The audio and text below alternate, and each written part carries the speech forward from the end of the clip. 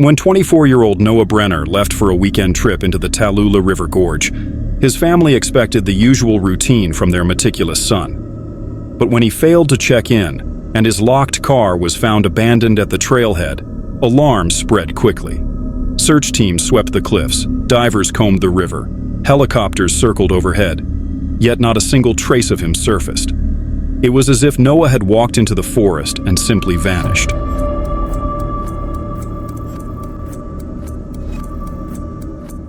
Noah Brenner, 24, left his apartment in Tallulah Falls, Georgia, on March 3, 2012. He told his mother he'd spend the weekend surveying a section of the Tallulah River Gorge. He strapped his kayak to the roof of his Subaru, packed food, and drove out before dark. That was the last time anyone heard from him. On March 5th, when Noah didn't show up for dinner, his mother, Diane Weller, reported him missing. Deputies found his Subaru parked at the Route 76 trailhead. The car was locked. Inside were his wallet, camping gear, and a bag of surveying equipment. His kayak was gone. At the campsite near the riverbank, they found a folded tent, a covered fire pit, and boot tracks that ended suddenly at the tree line. There were no marks leading to the water, no signs of a struggle, no belongings scattered around. The search began the next morning. Helicopters scanned the gorge. Divers combed the river's eddies. Volunteers walked the trails in pairs, calling his name. Nothing turned up. Not a shoe, not a paddle, not even a shred of his bright red life jacket. The sheriff's office told the family he likely drowned. They said the current was fast, the rocks unforgiving, the gorge deep enough to trap a body for weeks. But Diane refused to believe it. Noah was careful. He wore safety gear, and nothing explained why his logbook, the one he carried everywhere, was missing. On the fourth day of the search, a retired lineman, George Reddick, came forward. He said he'd seen Noah arguing with two men in work jackets near the hydroelectric dam the night he vanished. When deputies asked the company for records, they denied having workers at the site that evening. Within a week, the search was scaled back. Officials stopped giving updates. The case slipped quietly toward cold. Diane didn't. She began documenting everything herself: the car, the campsite, the missing logbook, and the sighting near the dam. Noah Brenner had disappeared, but nothing about the scene was natural. Noah Brenner was born and raised in Tallulah Falls, Georgia. He graduated from Georgia State University with a degree in environmental science. Friends described him as quiet, methodical, and stubborn about details. He worked as a junior surveyor for a private contractor that provided environmental data to state agencies. His job was simple: measure water flow, log changes in riverbanks, and record data about erosion near the Tallulah River Gorge. It wasn't glamorous, but it suited him. He liked structure, routine, and long stretches of time outdoors. Noah had no criminal record, no history of drug use, and no debts. He still lived in the same small apartment above the local hardware store. He drove the same faded Subaru he'd had since college. His closest circle was small: his mother, Diane, his younger brother, Jacob Rourke, and a few co-workers he occasionally joined for drinks. What set Noah apart was his habit of documenting everything. He kept spiral notebooks filled with survey data, expenses, and even personal notes, written like logs. He carried one with him everywhere, and when he disappeared, that notebook was the only item missing from his gear. Diane later told investigators that her son had recently seemed uneasy. 2 weeks before his disappearance, he mentioned that his river measurements didn't match official reports. He didn't explain further, and she assumed it was just a mistake in the paperwork. Co-workers recalled him staying late at the office, double-checking files. One remembered him saying, "Somebody's numbers aren't right, and they know it." Noah wasn't the type to chase conspiracies or exaggerate. If he thought something was wrong, he would follow it carefully, step by step. His friends believed that whatever bothered him in those weeks before March 2012 might be connected to why he vanished. Noah was not reckless. He did not take risks. He lived a small life, built on precision. That was exactly why his disappearance didn't make sense. Noah was not reckless. He did not take risks. He lived a small life, built on precision. That was exactly why his disappearance didn't make sense. On the night of March 3rd, Noah was supposed to check in by text. He never did. His mother waited, then assumed he'd lost reception in the gorge. By the second night, she called his phone repeatedly. Each call went straight to voicemail. When deputies found his Subaru at the trailhead, the first thing that stood out was how clean it looked. No signs of forced entry, no broken glass. Wallet, ID, and cash all inside. Keys missing. At the riverside camp, the scene was unsettling. His tent was folded, not left standing. Fire pit covered. Cooking utensils washed and stacked. It looked more like a camp packed up for departure than one abandoned in an accident. But his kayak was gone. Search teams assumed he had launched into the river and drowned. But there were no drag marks. No mud disturbed at the bank where he would have carried the kayak into the water. There wasn't even a trail of footprints between the tent site and the launch point. The following day, deputies brought in dogs. They caught Noah's scent near the tree line, about 30 feet from the camp. The trail ended suddenly on hard ground. Past that point, nothing. By March 6th, the sheriff's office was already leaning toward accidental drowning. They announced it to the press and told the family to prepare for a body recovery. But privately, one deputy admitted to Diane that things didn't add up. Noah's camp looked too tidy. His gear bag hadn't even been unzipped. And there was still the missing notebook. That night, Diane went through Noah's apartment with Jacob. They found his older notebooks stacked neatly in a drawer. Each one covered weeks of survey work, dates, coordinates, measurements. The last entry was from February 29th. March was missing. On March 8th, George Reddick called the sheriff's office. He reported seeing Noah near the Tallulah hydroelectric dam around dusk on the night he vanished. Noah wasn't alone. The witness claimed he saw him arguing with two men in dark work jackets. The men weren't familiar faces from the town, and George assumed they were dam employees. When investigators checked with the power company, they denied having crews out that night. No employees were scheduled in the area, no vehicles logged, no reports filed. That was the first real break in the case, and it turned the disappearance of Noah Brenner from an assumed accident into something else, something deliberate. On March 7th, the official search for Noah Brenner expanded across the Tallulah River Gorge. Deputies set up a command post near the trailhead. Volunteers from town joined in. By mid-morning, helicopters circled overhead, scanning the river for any sign of a kayak or life jacket. Divers went into the water where the current slowed into deep pools. They searched the same bends and undercuts where drowning victims were usually found. Nothing surfaced. Not a single item of gear. On land, search dogs worked the trails. They picked up Noah's scent at his campsite, then lost it again near the same tree line where it had cut off the day before. Teams walked grid patterns through the brush, but they found no signs of struggle, no discarded belongings, no clothing. The Subaru was towed for examination. Deputies confirmed the locks hadn't been tampered with. The wallet inside still had cash. There was no indication of theft. For the family, the search was agonizing. Diane stood at the trailhead every day waiting for news. Jacob, her younger son, joined the volunteers combing through brush and rock. Each night, they went home with nothing. Reporters began covering the story. The sheriff's office repeated the same line. "We believe Mr. Brenner entered the river and was overcome by the current." But search teams were quietly uneasy. Most drowning victims leave something behind. Shoes, paddles, gear washed downstream. In Noah's case, the river gave back nothing.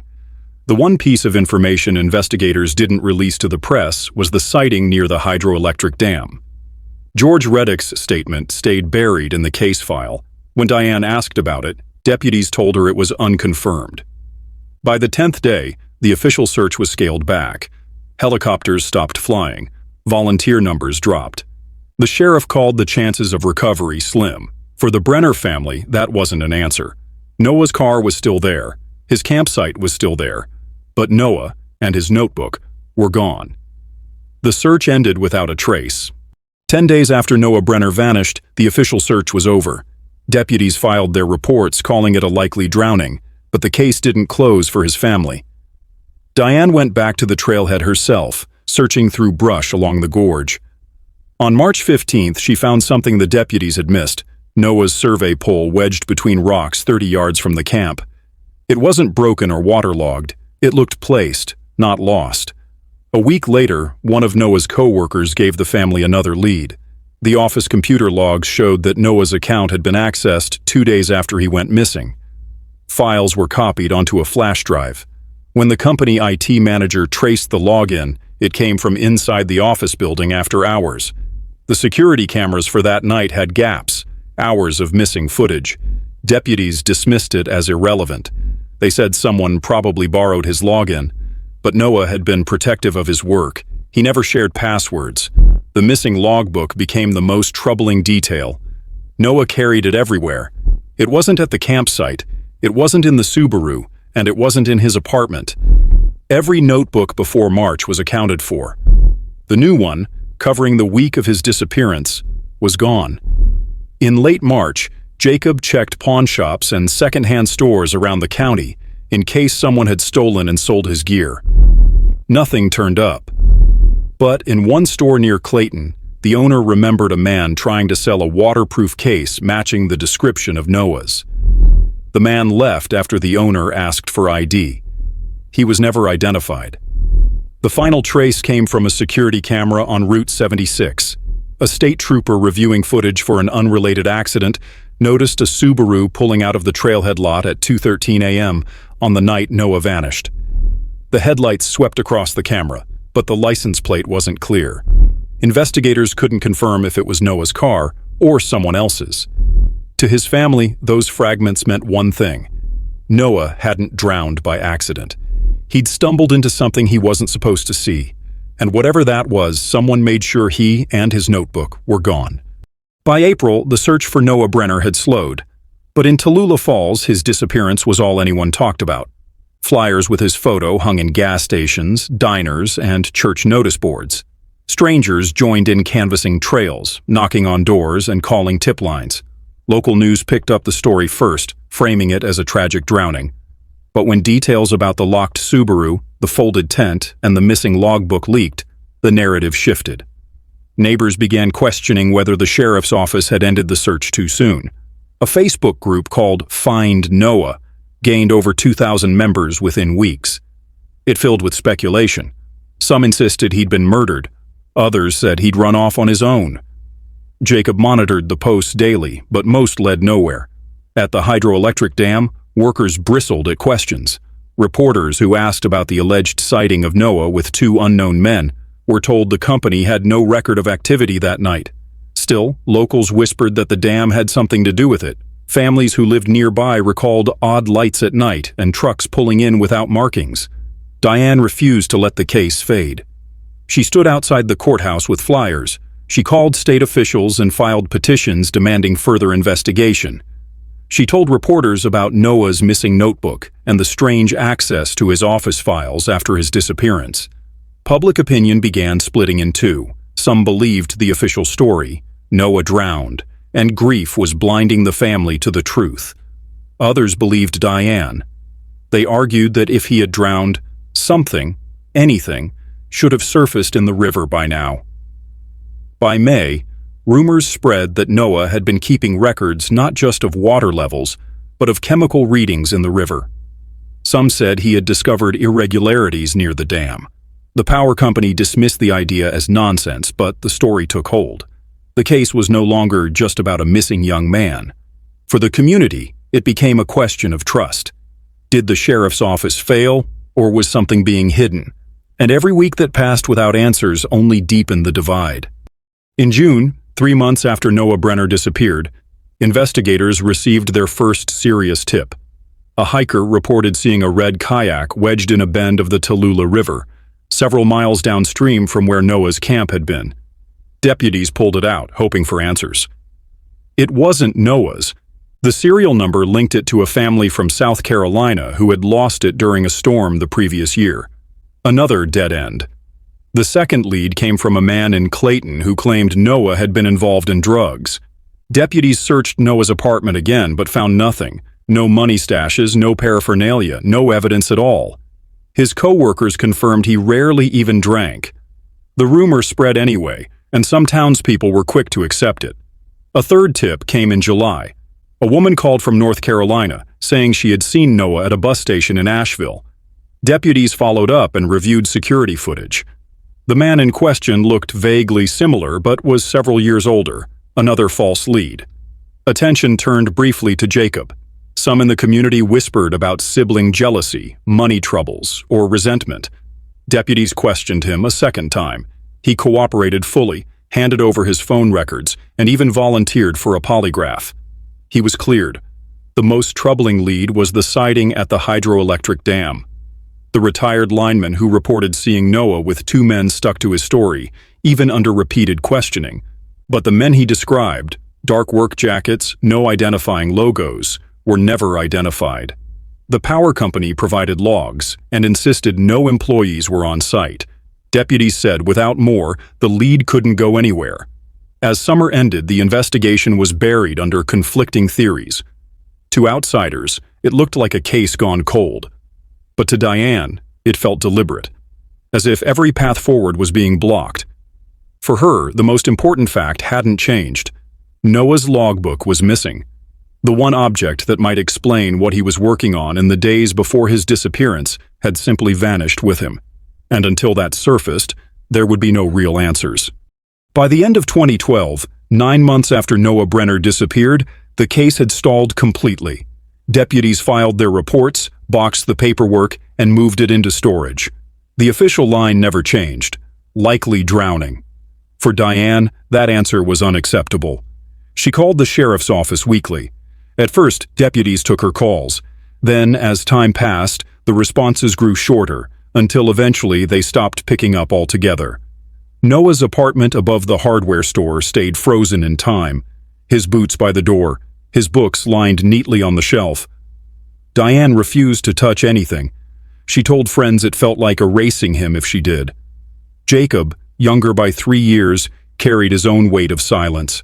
He stopped talking about his brother, stopped asking questions. He told people he needed to move on, but his mother knew better. He had boxes in his closet, printouts of every article, every rumor, every scrap of information about the dam. The town shifted too. Interest faded. Flyers curled and peeled away. The Facebook group slowed to a handful of posts a month. People had other things to focus on, other tragedies to follow. But for the Brenner family, time only deepened the wound. Holidays passed with an empty chair. Birthdays were marked with silence. The case file gathered dust. When Diane pressed for updates, she was told there were no new leads, no new evidence, nothing more to do. By 2015, Noah's disappearance was just another cold case in a rural county already carrying dozens of unsolved files. But beneath the surface, unanswered questions never went away. Why was his logbook missing? Who used his office login days after he vanished? And who were the two men seen with him at the dam? The silence wasn't closure. It was weight, heavy, suffocating, unyielding. And then, after 4 years of nothing, that silence finally broke. In May 2016, 4 years after Noah Brenner vanished, the first real lead surfaced. A fisherman on Lake Yonah, 20 miles downstream from the Tallulah Gorge, pulled up something heavy on his line. At first he thought it was trash, but when he dragged it to shore, he found a waterproof case coated in algae and mud. Inside were water-damaged survey sheets, smudged but legible. The handwriting matched Noah's. The sheriff's office collected the case and logged it into evidence. For Diane, it was the confirmation she had waited years for, proof Noah hadn't drowned immediately. He had his equipment long enough to record new data. But the sheets raised more questions than answers. Several readings listed unusual chemical spikes in the river, numbers higher than state reports from the same area. One page had a line scrawled in the margin. Deliberate release? Even stranger was the final page. The handwriting trailed off mid-sentence as if Noah had stopped suddenly.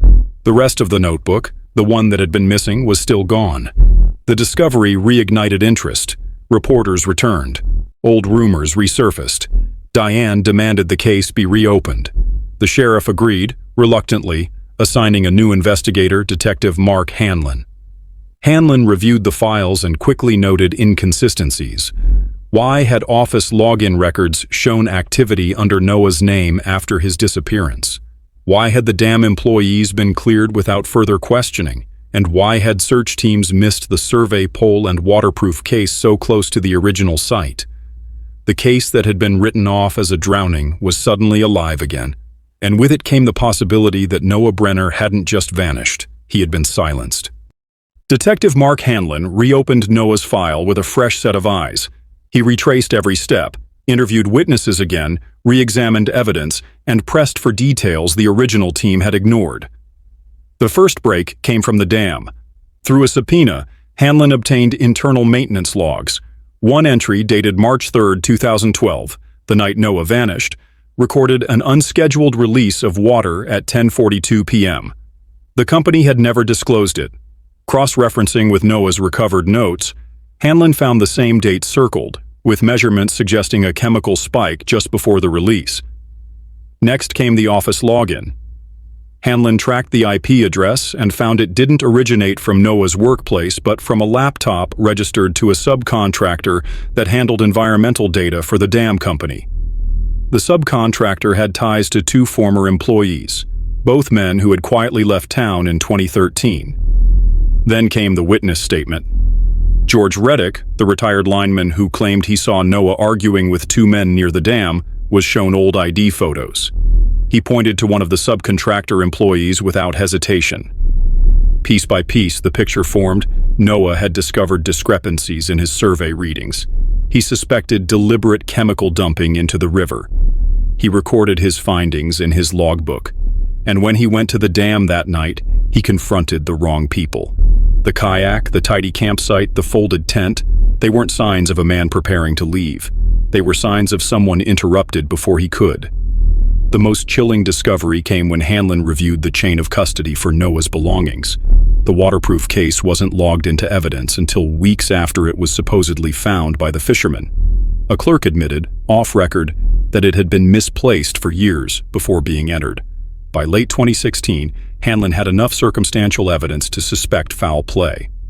But without Noah's body or the missing notebook, he couldn't push charges. The case stalled again, except now the family knew what they had feared all along. Noah hadn't drowned. He had been silenced for uncovering something he wasn't meant to see. For Diane, the truth was both vindication and torment. She had been right. But right didn't bring her son home.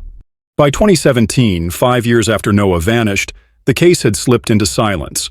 Officially, it was still marked unsolved, but within Tallulah Falls, most people whispered the same thing. Someone wanted him gone. His missing logbook was never recovered, and no charges were ever filed. Diane Weller refused to let her son's name fade. She lit candles every year at the Tallulah River Gorge, gathering neighbors, hikers, and strangers who still remembered the boy with the red shirt and wire-rimmed glasses. His photograph remained taped to storefront windows, the edges curled and yellowed, a quiet reminder of a story with no ending.